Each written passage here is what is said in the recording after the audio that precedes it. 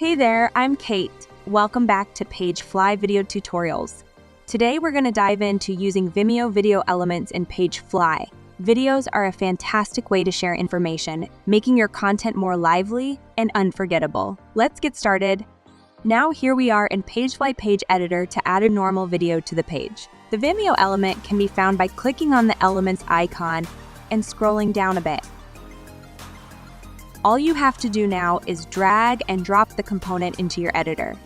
Now let's start with the General tab settings. Go ahead to the General tab, copy the link of video, and paste it here. Scroll down, you can choose the display ratio of the video, which is either 4:3 or 69. There are two options for changing video size. You can choose 100 full width or customize. When selecting the custom size option, you can adjust the width of the Vimeo video here. The avatar of the show or hide video author is displayed. Additionally, you may choose to show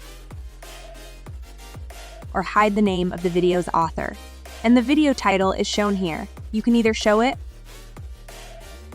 or hide it. Enable loop is the video loops continuously without stopping. Enable autoplay is activate or deactivate the autoplay function. Please note that this option for autoplay to work on live view. Mute video comes last. It has the ability to adjust the video's audio. Switch to the styling tab, and I'll show you how to adjust the video style. For example, I'll edit the padding and margin here. You can also adjust the border, but in this example, I'll choose no border.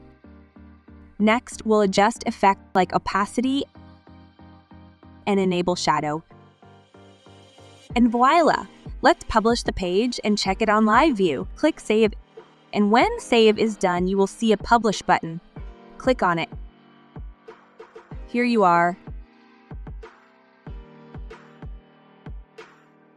This is the end of the tutorial. Don't forget to subscribe our channel to get more videos. Our friendly and knowledgeable team is available via live chat 24/7 to assist you with any issues. Thank you for watching.